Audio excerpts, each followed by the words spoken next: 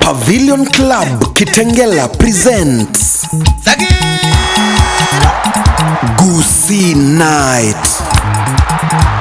It is going down on Sunday, the 21st from 2 p.m. Performing live is Mr. Onyengo,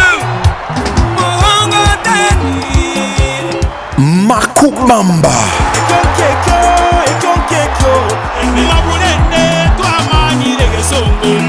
Man Pepe Sagero, and of course MC Migi Echambioni.